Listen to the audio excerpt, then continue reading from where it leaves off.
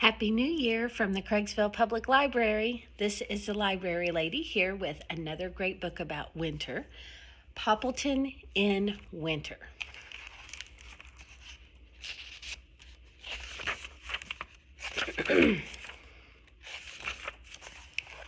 Icicles.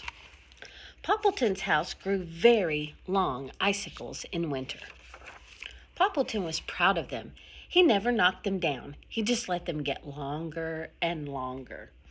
Gus, the mail carrier, said, "Poppleton, you should do something about those icicles." Hudson down the street said, "Poppleton, those icicles are not pretty." And when Poppleton's mother visited, she said that an icicle was surely going to bonk him on the head. But Poppleton didn't listen to any of them. He loved his icicles. Each morning he took a ruler outside to see how much longer they had grown.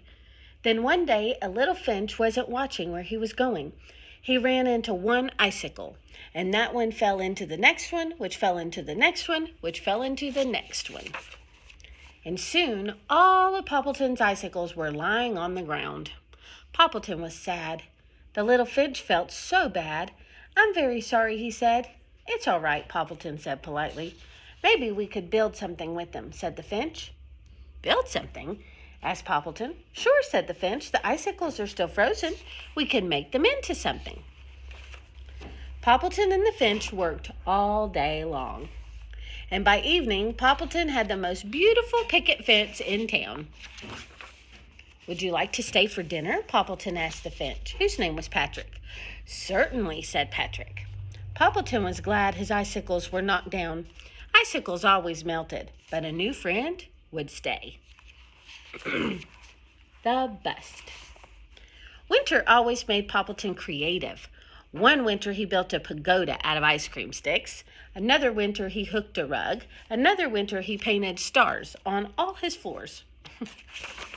Now it was time to be creative again. "What shall I make this winter?" Poppleton thought. He looked out his window and saw Cherry Sue in her house. "I know," said Poppleton. "I will make a bust of Cherry Sue." Poppleton went to the art store and bought some clay. Then he started molding Cherry Sue's head. I can't remember what Cherry Sue's hair looks like," said Poppleton. He walked over to Cherry Sue's and knocked on the door.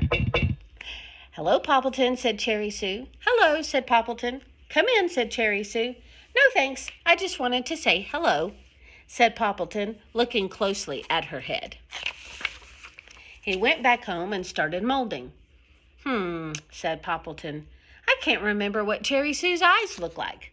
He walked over to Cherry Sue's and knocked on the door. "Yes," said Cherry Sue. Poppleton looked deeply into Cherry Sue's eyes. "Nice to see you. Goodbye," said Poppleton. He went back home and started molding. Said Poppleton. "I can't remember what Cherry Sue's nose looks like." He walked over to Cherry Sue's and knocked on the door.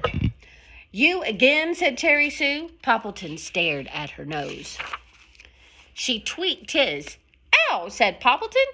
"You tweaked my nose." "Because you're making me crazy," said Cherry Sue. "I'm only trying to make a bust of your head," said Poppleton. "Really?" Cherry Sue said. "I can't remember what you look like," Poppleton said, rubbing his nose. "I'll get my coat," said Cherry Sue. She followed Poppleton back to his house. She sat very still while he molded. It took 5 hours, but when the bust was done, it looked just like Cherry Sue. "Sorry I tweaked your nose," she told Poppleton, and she gave it a little kiss. The sleigh ride. It was a very snowy day, and Poppleton felt like a sleigh ride. He called his friend Cherry Sue.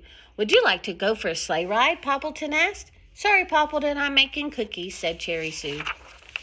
Poppleton called his friend Hudson. "Would you like to go for a sleigh ride?" Poppleton asked.